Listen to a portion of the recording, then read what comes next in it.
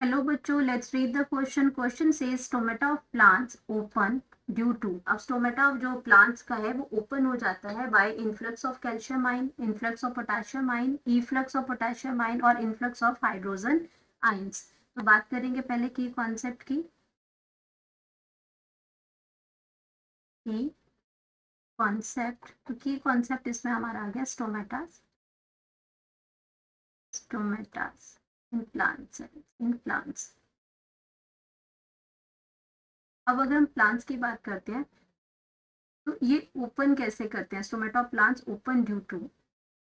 अगर हम अपनी फर्स्ट ऑप्शन की बात करते हैं तो उससे पहले हम लोग क्या बात करते हैं? स्टोमेटा की बात करते हैं। तो स्टोमेटा आपके क्या है? इस तरह से आपके किडनी शेप्ड स्ट्रक्चर होते हैं एंड ये आपके क्या है? गार्ड सेल हैं, गार्ड सेल्स हैं एंड ये क्या है? आपके स्टोमेटास हैं जो ओपनिंग और क्लोजिंग और ओपनिंग जो स्टोमेटास की होती है वो गार्ड सेल जो है वो गार्डेड करते हैं। अब हम बात करते हैं अपनी फर्स्ट ऑप्शन की। तो फर्स्ट ऑप्शन में लिख रखा है कि इन्फ्लक्स ऑफ कैल्शियम आयन। तो अगर मैं स्टोमेटा की ओपनिंग एंड क्लोजिंग की बात करती हूँ तो इसमें कैल्शियम आयन का रिलेशन नहीं है। कैल्शियम आयन का इसमें कोई रिस्पॉन्स नहीं है, कोई रिस्पॉन्सिबिलिटी नहीं है कि ये आपके स्टोमेटा को ओपन और क्लोज करेंगे। यहाँ पे ये आपका जस्टिफिकेशन नहीं है यहाँ पे कि इन्फ्लक्स ऑफ आयन, इन्फ्लक्स होता है एंट्री ऑफ कैल्शियम आयन। तो ये गलत हो जाएगा।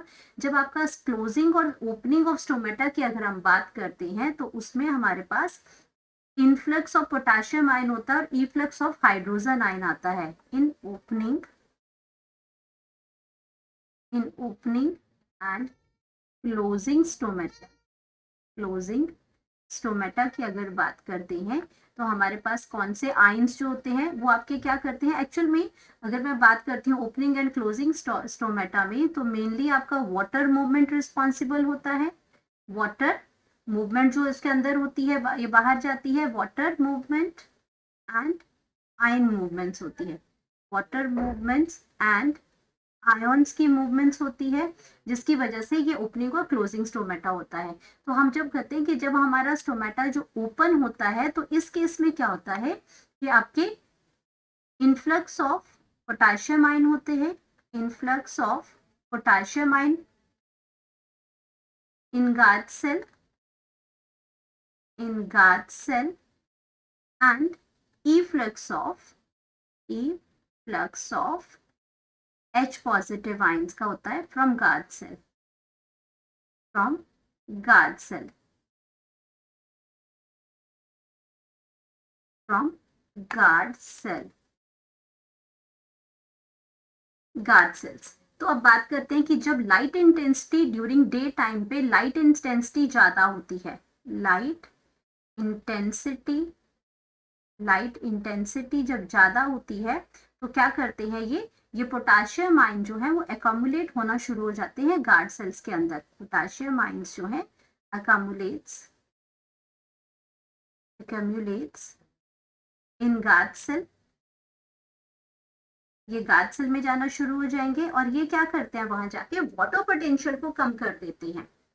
Water potential and decreases water potential water potential. अब वाटर पोटेंशियल की अगर मैं बात करती हूँ तो वाटर पोटेंशियल एक्चुअल में क्या है? ये पोटेंशियल एनर्जी है वाटर की एंड ये क्या है? एक मेजर है। वाटर पोटेंशियल की अगर मैं बात करती हूँ तो ये वाटर पोटेंशियल हमारा क्या करता है? ये क्वांटिफाई करता है द टेंडेंसी ऑफ वाटर को। क्वांटिफाई, अगर मैं वाटर पोटेंशियल की बात करती हूँ तो ये quantify the tendency of water